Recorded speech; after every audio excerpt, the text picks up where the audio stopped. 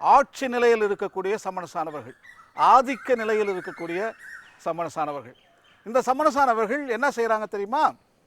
அரசியல் அமைப்புகளில் இருக்கக்கூடிய மக்களுக்கு நல்ல டெசிஷன்ஸ் எடுக்கிறதுக்கு அவங்க ஞானத்தை அவர்கள் வழங்குகிறார்கள். ஆகவே இந்த சமணசானவர்கள் முக்கியமாக படத்தில் நீங்கள் பார்த்தீங்கன்னா சோல்ஜர்ஸ் ட்ரெஸ் போட்டுக்கிட்டு இருப்பாங்க, ஷூஸ் எல்லாம் போட்டுக்கிட்டு இருப்பாங்க. எப்பவுமே அந்த நாட்டுக்கு பாதுகாப்பு கொடுக்கக்கூடிய தயார் நிலையில் இருக்கக்கூடிய சமணசானவர்கள், ஆட்சி அமைப்பில் இருக்கக்கூடிய சமணசானவர்கள். தொடக்க நிலையிலிருந்தே இந்த சமணசானவர்கள் எல்லா அரசாட்சிகளையும் இவங்க வழிநடத்தியிருக்காங்க. சொல்லப்போனால் நமது மொஹஞ்சோதரோ ஹராப்பா அந்த டைம்லேயே எஜிப்திய சாம்ராஜ்யம், பாரவோனின் டைனஸ்டி, அதுக்கப்புறம் Mesopotamian dynasty, Roman empire, Achaemenid empire, Greek empire, Alexander the great, நம்ம Ashoka Mauryan empire, Ashoka the great, 3 அரசுகள் தமிழ்நாட்டில், சேர சோழ பாண்டியர்கள். இந்த அரசர்களை எல்லாம் வழிநடத்துந்து இந்த ஆட்சி நிலையில் இருக்கக்கூடிய பிரின்சிபாலிட்டிஸ் என்று சொல்லக்கூடிய இந்த சமணசானவர்கள் தான். ஸோ நமது பிரபஞ்சத்தில் நீதி தழைக்க, தர்மம் தழைக்க இவங்க அரசர்களை தூண்டி விட்டுக்கிட்டே இருக்காங்க. நீதியோடு ஆட்சி செலுத்துங்க, நன்னடை நல்கல் வேந்தற்கு கடனை என்று சொல்லுகிறது புறநானூறு. ஸோ நீதியோடு அரசர்கள் வழிநடத்த வேண்டும், தர்மத்தோடு மக்களை ஆள வேண்டும், அவர்கள் மேல் என்றுமே அவர்கள் போர் தொடுத்து அவர்களை அழிக்கக்கூடாது, மாறாக அவர்களை பாதுகாக்க வேண்டும் என்ற உணர்ச்சிகளை தூண்டியதும் இந்த சமணசானவர்கள் தான். இன்றைய தினம் ஐக்கிய நாடுகள் சபை, world court, human rights organisation, food organisation, எல்லாமே இன்டர்நேஷ்னல் மானிட்டரி ஃபண்டு, எல்லாமே இந்த சமணசானவருடைய பாதுகாவலில் தான் செயல்பட்டு கொண்டிருக்கின்றன. அகெயின் ஐ எம் டெல்லிங், மனுஷங்க கேட்கறதில்ல, சமணசானவர்கள் காட்டுகின்ற பாதையில் ஒரு சில வேளையில் போகிறதில்லை. அதனால்தான் தவறுகள் நிகழ்கின்றன. ஸோ தவறுகள் நடக்குதுன்னு சொல்லி சமணசானவர்கள் இல்லைன்ட்டு நம்ம சொல்லக்கூடாது. நமக்கு ஃப்ரீடம் இருக்குது, சுதந்திரம் இருக்குது. ஸோ அவங்க சொன்னால் கூட நம்ம என்ன பண்ணுறோம், நீ வேணாம் நான் அந்த பாதையில் போகிறோன்ட்டு நம்ம சொல்லக்கூடிய சுதந்திரத்தை கடவுள் நம்மக்கிட்ட கொடுத்துருக்கார். ஸோ சுதந்திரத்தால் நம்ம நிறைய பாவம் பண்ணியிருக்கோம். ஸோ இருந்தாலும் சமணசானவர்கள் விடாமுயற்சியாக நம்மோடு அவங்க இருந்துக்கிட்டு தான் இருக்காங்க. ஸோ நமது அரசவையில், நம்முடைய ஆட்சியில் இன்றைய தினம் எல்லா சமணசானவர்களும் நம்மோடு இருக்காங்க. நமது அரசாங்கம் நல்ல பாதையில் செல்ல வாய்ப்பு இருக்கிறது என்ற நம்பிக்கையை, ஹோப்பை நம்ம கைவிடவே கூடாது. கட்டாயம் ஒரு நாள் அரசாங்கம் நீதியோடு நடக்கும், தர்மத்தோடு நடக்கும், சமாதானத்தோடு நடக்கும், இறை ஆட்சியை போல நடக்கும். இயேசுநாதர் சொன்ன அந்த பாதையிலே தான் எல்லாமே நடக்கும். அதை தான் இறை ஆட்சி என்று சொல்கிறார். த கிங்டம் ஆஃப் காட் என்று இயேசுநாதர் சொல்லுகிறார். அது நீதியின் அரசு, தர்மத்தின் அரசு, சமாதானத்தின் அரசு, மன்னிக்கின்ற அரசு. ஸோ அப்பேற்பட்ட ஒரு அரசாட்சியை நாம் எதிர்பார்த்து கொண்டிருக்கிறோம் இந்த பூமியில். ஸோ இறையாட்சி கட்டாயம் வருமா? ஏன் வராதுங்க? இவங்க இருக்கும்போது எங்கே போகுது? கட்டாயம் நமது உலகம் மாறும், கட்டாயம் உலகத்தில் சமாதானம் திளைக்கும்.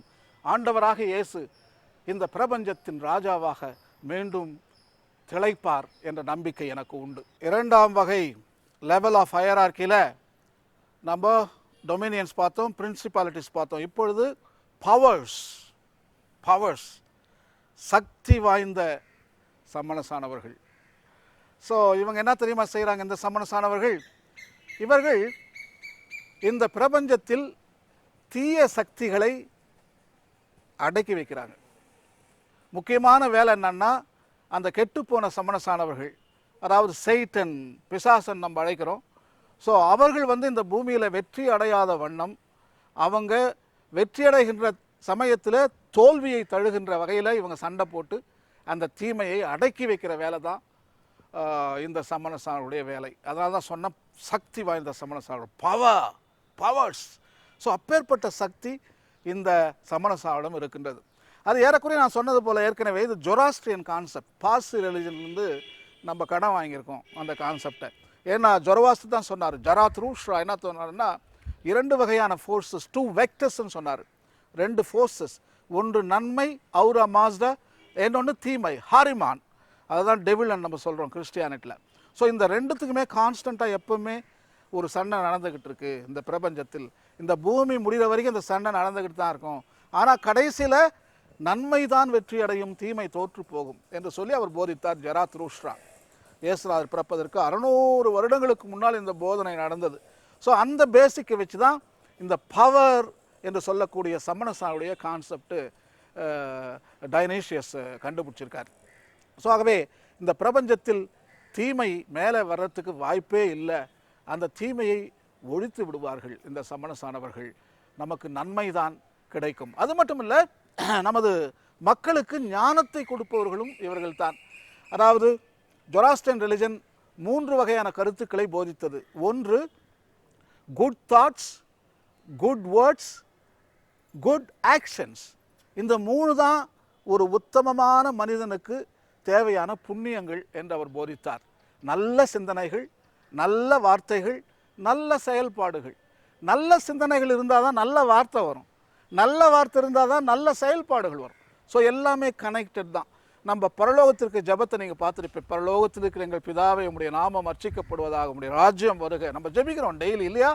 அந்த ஜபத்தில் இந்த 3 கருத்துக்கள் தான் உண்மையாக இருக்கும். Good thoughts, good words, good actions. அதுதாங்க இதில் இருக்குது. ஸோ ஆகவே தயவுசெய்து நீங்கள் இந்த பவர், அதுதான் தாட்ஸ் தான் பவர். அது வார்த்தை பவர். அது முடிஞ்ச உடனே செயல்பாடுகள் பவர். ஸோ நமக்கு அறிவை கொடுப்பதும் இந்த பவர் ஏஞ்சல்ஸ் தான். நமக்கு mathematics, science, geology, cosmology, astronomy, ocean sciences, ecology, environmental sciences, mathematics, எல்லா சயின்ஸுமே, மெடிசன், எல்லாவற்றையும் தூண்டுறவங்க இவங்க தான். நம்ம ஒன்று கண்டுபிடிக்கிறோன்னு சொன்னால், இப்போ ஐன்ஸ்டைன் கண்டுபிடிச்சார் the theory of relativity, Darwin கண்டுபிடிச்சார் நேச்சுரல் செலெக்ஷன், இயற்கை தேர்வு, நியூட்டன் கண்டுபிடிச்சார் தியரி ஆஃப் ரிலேட்டிவிட்டி. எல்லாருமே இந்த கண்டுபிடிப்புகள் எல்லாம் யாரால் தூண்டப்பட்டார்கள் என்றால் இந்த பவர் என்று சொல்லக்கூடிய ஏஞ்சல்ஸ் தான் அதை தூண்டி விடுறாங்க. So aeroplane, rocket, satellites, cellphone, television, iPad, iPad, tablet எல்லாமே இந்த பவர் என்று சொல்லக்கூடிய ஏஞ்சல்ஸின் தூண்டுதலால் தான் விஞ்ஞானம் நடந்து கொண்டிருக்கிறது. அஞ்ஞானத்தை அகற்றி விஞ்ஞானத்தை, அதே சமயம் உண்மைகளை கண்டுபிடிப்பதும் இந்த சமணசானவர்கள் காட்டுகின்ற பாதை தான். நேயர்களே, சென்ற வாரம் ஃபர்ஸ்ட் லெவல் ஆஃப் ஹையரார்க்கி நம்ம பார்த்தோம். அதாவது செராஃபிம், கேருபிம், த்ரோன்ஸ். இந்த வாரம் இந்த நிகழ்ச்சியில் செகண்ட் லெவல் ஆஃப் ஹையரார்க்கியை பற்றி நாம் தெரிந்து கொண்டோம். Namely dominions, principalities and powers. அடுத்த வாரம் தேர்ட் லெவல் ஆஃப் ஹையரார்க்கி. 3 வகையான ஏஞ்சல்ஸ் அதுலேயும் இருக்காங்க. 1 வேர்ச்சுஸ், 2 ஆர்க்ஏஞ்சல்ஸ் அதிதூதர்கள், 3வது ஏஞ்சல்ஸ் சமணசானவர்கள். இவர்களை பற்றி நாம் தெரிந்து கொள்ளப் போகிறோம். அடுத்த வாரம் நாம் மீண்டும் சந்திப்போமா? நேயர்களே, உங்கள் அனைவருக்கும் நன்றியையும் வணக்கத்தையும் தெரிவித்து விஞ்ஞானம் விளையாடுதே உன் முன்னே, ஹே என் முன்னே, ஹே நம் பூமி பழுதாகுதே. வானம் பூமி ஊனமானால் நானும் நீயும் இல்லை.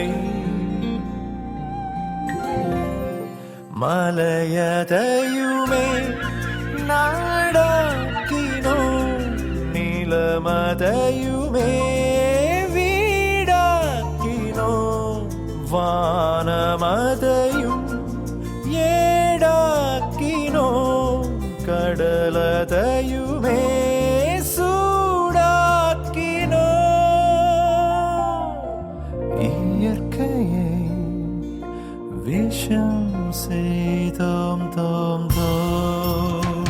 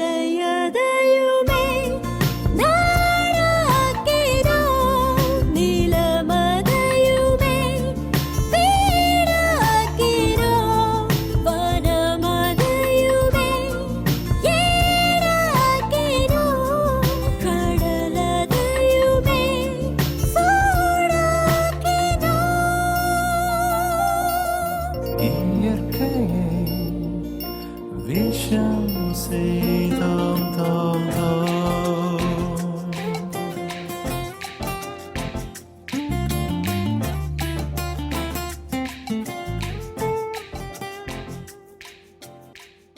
இந்நிகழ்ச்சி பற்றிய உங்களது கருத்துக்கள் வரவேற்கப்படுகின்றன. அனுப்ப வேண்டிய முகவரி: முதன்மை செயலாக்க அலுவலர், மாதா தொலைக்காட்சி, எண் 150 லஸ் சர்ச் சாலை, மயிலாப்பூர், சென்னை 600004.